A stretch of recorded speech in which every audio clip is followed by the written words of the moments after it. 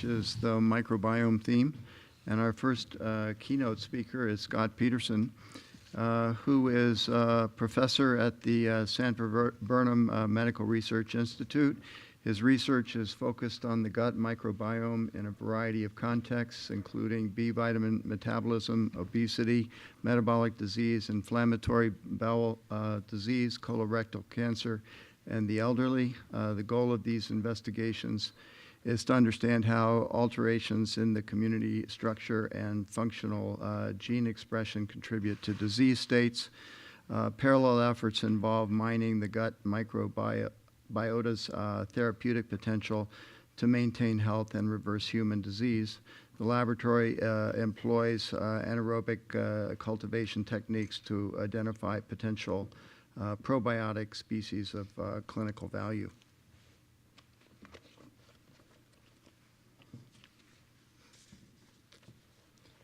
Okay, Igor's note was this may be another explanation of why neurocognitive impairment persists despite effective viral suppression.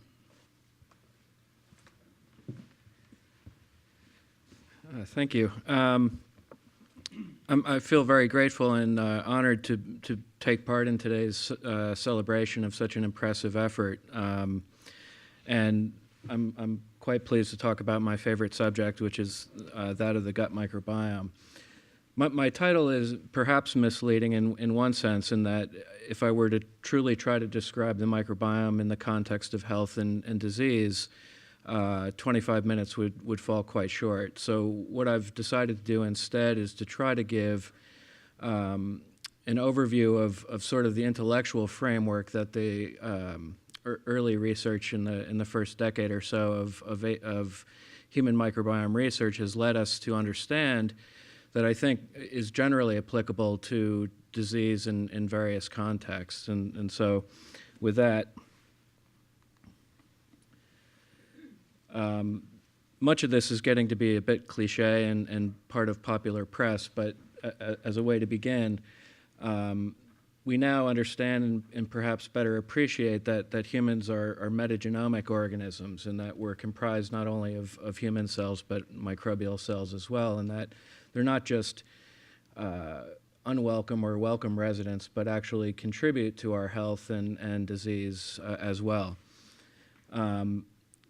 I think what's important to understand is not just that they exist, but that they exist in a magnitude, particularly in the gut, that makes them relevant. And we know this by counting, in the sense that we know that the human organism is made up of a trillion or so cells, but the microbiome and the cells, the microbial cells that inhabit our body are present at least tenfold greater magnitude than human cells. I think more importantly is that the human microbiota, or that complement or community of bacteria that live in various sites in the human organism, shown here, but predominantly in the gut, encode 100 times more genes than that of the human host. And this is really, I think, the key issue is that the genetic potential, the coding potential of the gut microbiome is profound and greatly complements that of the human organism. And so we have to consider this as almost an additional tissue equivalent to a liver in terms of its functional coding capacity and importance to digestion and immunity. I think one thing that we've come to appreciate perhaps more as a result of the human microbiome is that we've existed or coexisted with microbes long before we were human. And this is an important point in the context of understanding that this is a coevolution. We're in this together. So what's good for the human is in some part attributable to the gut microbiome or to the microbiomes at large. They're not parasitic. We have mutualistic relationships. And while the list is going to grow in my prediction quite rapidly in the next decade, we do understand that the microbiome does enhance human physiology, We know of specific examples of how the microbiome informs our immune system, matures our immune system, how it helps in the area of nutrition and being able to derive important dietary compounds from our diets. And then last, we clearly have a good understanding of how the microbiome provides resistance to various pathogenic infections. So what's shown here is basically how microbiomes distribute across the human body. And while there's about 70 known phyla or phylogenetic groups at a high order, taxonomic order, that have been described, only a half dozen or so are privileged enough to coexist with us and have adapted their genetic potential and fitness to that of coexistence with the human. So these phylogenetic groups at the phylum level, a very high taxonomic order, are shown, and their distributions in various body sites are different and distinct. The colon shown here, which is the most complex environment for microbes, actually ironically looks quite boring and only having two pieces of pie here. But in reality, underneath this, as you go down or up the phylogenetic tree, the complexity of the colon is quite a bit more substantial than any of the other sites shown here. So this is what, in one way of at least depicting how microbiomes look. And what's really shown here is the abundance of particular species shown along this axis relative to the total percentage of microbes present. And like any microbiome, this happens to be from the oral cavity, but it could apply equally well to any microbiome.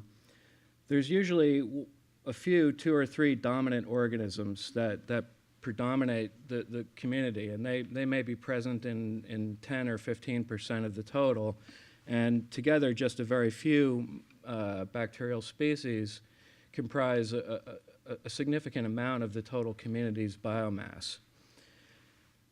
The other feature is typical is that one would have 30 to 50 different species that are present in an abundance of 0.1 to 1% of the total.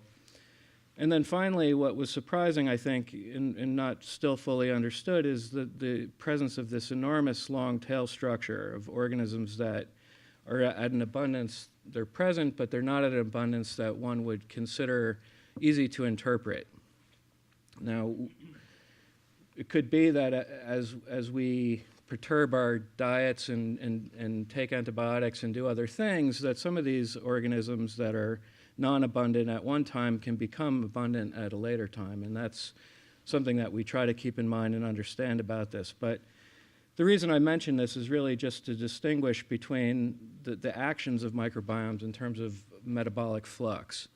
So if we're talking about diseases like obesity or metabolic syndrome, these organisms are probably the ones that we want to concentrate on most heavily because they have the potential to drive metabolic or biochemical flux in a meaningful way.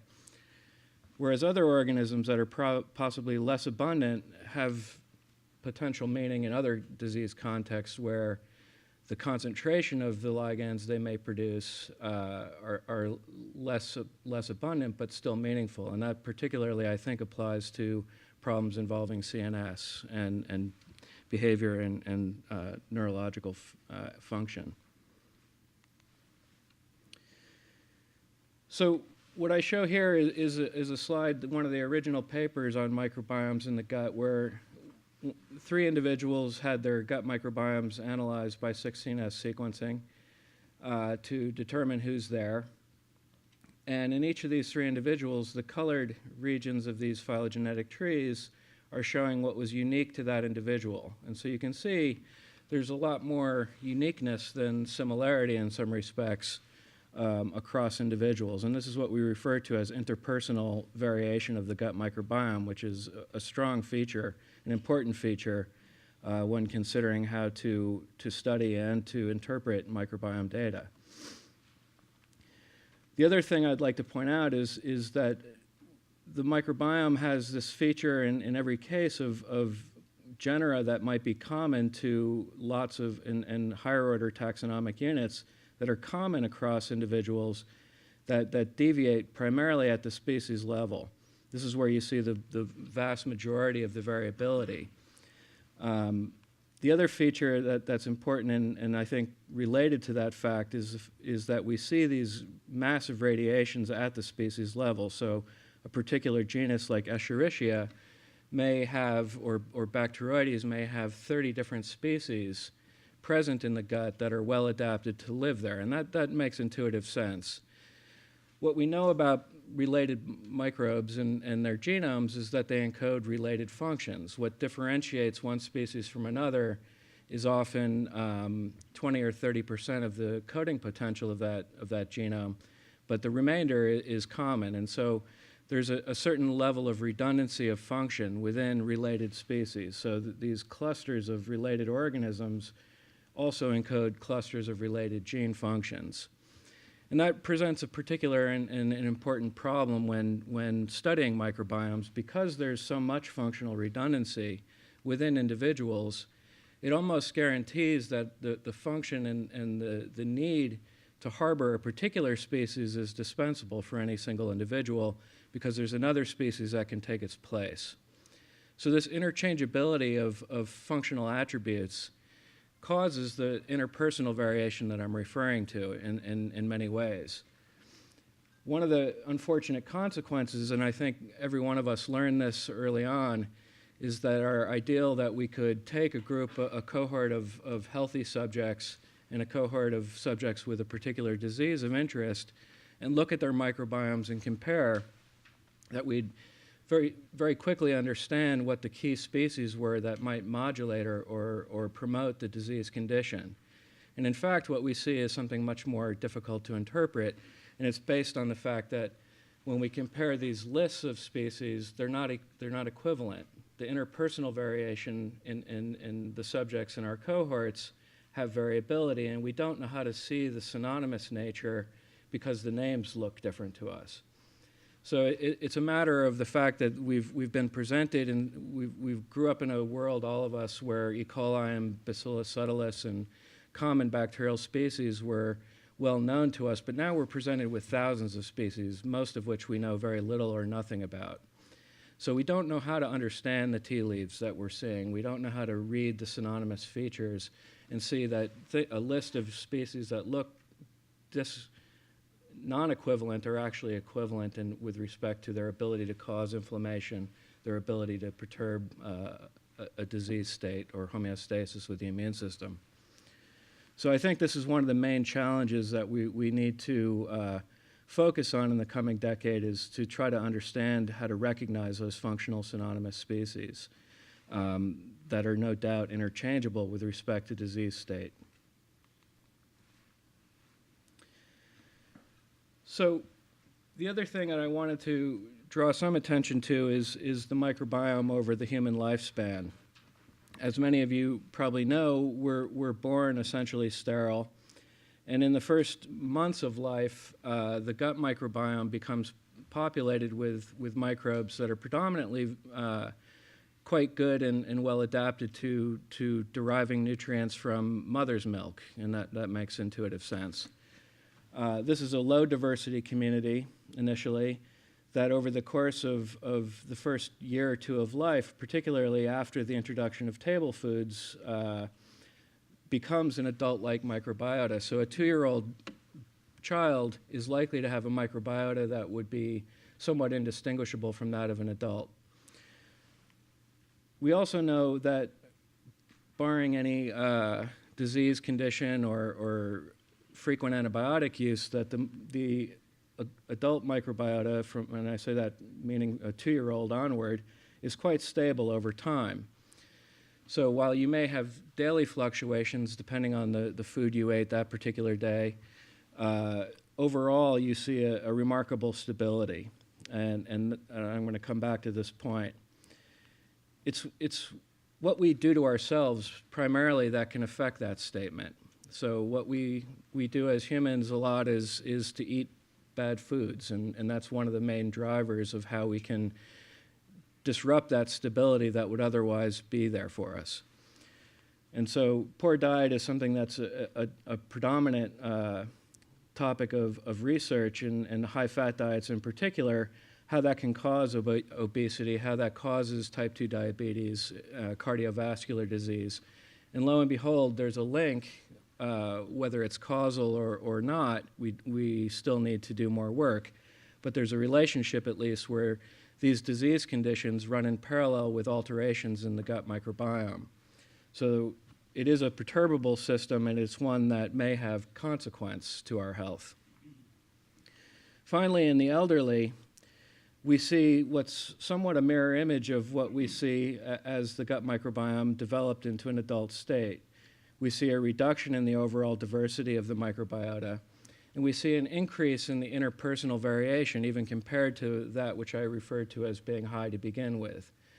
So in the elderly, it seems as if the microbiome is really in a state of decay, and that no doubt reflects an interaction with our immune system and a declining immune system in the elderly that allows the system to somewhat become dysregulated and become more random in its appearance. An interesting point about this is its relationship to inflammaging and immunosenescence, two important topics in the elderly. One of the features I think that's complicated advancements in this particular area is the fact that most studies were devising cohorts and defining an elderly group based on their chronological age and a young group based on their chronological age. And the microbiome doesn't think this way. And so the associations were weak and relatively unimpressive.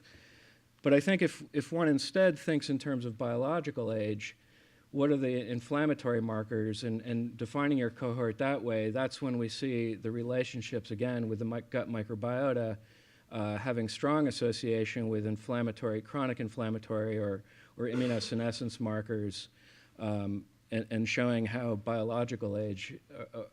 chronological age is an irrelevant factor here.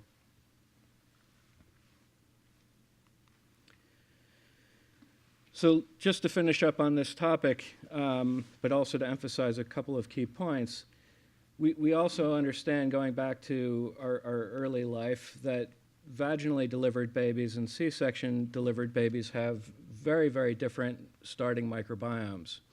So a vaginally delivered baby, as one can imagine, their first microbiome is that from their mother's vagina and the vaginal fluids and the microbiota that's present there. Whereas C-section delivered babies actually have microbiomes that look very much like skin microbiota, largely coming from the very first people that handle the baby after birth. What's interesting are two things. One is neither one of those things serve a particular purpose, probably other than to maybe protect the newborn from an environmental infection.